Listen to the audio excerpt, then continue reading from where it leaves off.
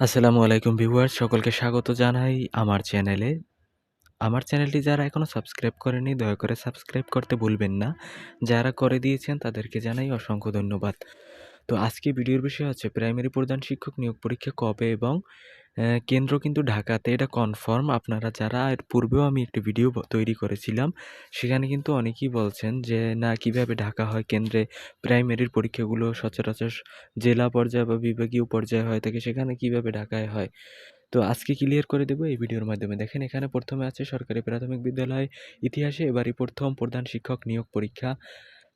একটি নজরবিহীন ও কঠিন প্রতিযোগিতার সাক্ষী হতে যাচ্ছে। দেশে মাত্র ১,১২২টি শূন্যপদের বিপরীতে পিএসসিতে আবেদন জমা পড়েছে প্রায় ৭ লাখ। বিশাল এই পরীক্ষার জন্য কিন্তু আপনাদের বিভিন্ন জেলার ভিত্তিক কিন্তু সিট ছিল, বা যখন আপনারা আবেদন করছেন তখন কিন্তু মূলত প্রাইমারি পরীক্ষাগুলো হয়ে থাকে হচ্ছে বিভাগীয় পর্যায়ে। তো এবার যেহেতু দেখেন এই নিয়োগটি ছেড়েছিল কিন্তু সবার প্রথমে, তারপরে কিন্তু সহকারী শিক্ষক পরীক্ষার নিয়োগের আবেদনপত্র ছাড়লো, তারপর কিন্তু সহকারী শিক্ষক পরীক্ষার নিয়োগটি ইতিমধ্যে নিয়ে নিল।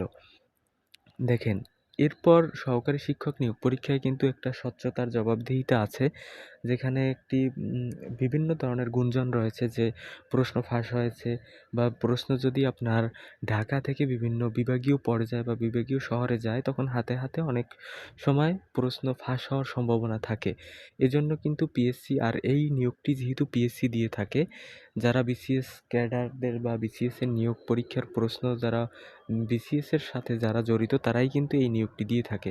তো সুতরাং ইতিমধ্যে কিন্তু এরা কঠোর হয়ে গিয়েছে, এবং এটা ঘোষণা হয়ে গেছে অলরেডি যে আপনাদের সিট কিন্তু অবশ্যই কিন্তু ঢাকাতে পড়বে।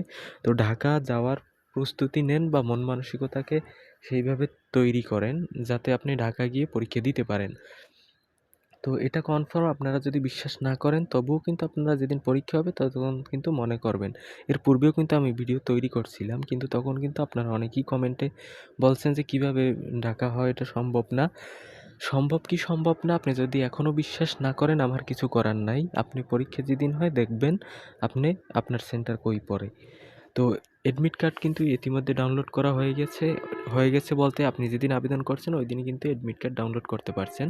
তো এই পরীক্ষাটা কিন্তু অনেক প্রতিযোগিতা বেশি, কারণ হচ্ছে এই পরীক্ষাটা নিয়ে নিত, এই নির্বাচনের আগেই নিয়ে নিত। যেহেতু আপনাদের সেন্টার এবার ঢাকাতে দেবে, এজন্য আর নিতে পারলো না। সুতরাং হচ্ছে ফেব্রুয়ারির পরেই কিন্তু, মানে এই নির্বাচনের পরেই ফেব্রুয়ারির শেষের দিকে, মার্চের শুরুর দিকে কিন্তু পরীক্ষাটির ডেট দিয়ে দেবে। আপনারা যারা এখনও প্রস্তুতি নেন নাই, প্রস্তুতি সেরে ফেলুন, আপনাদের কিন্তু আর সময় পাবেন না।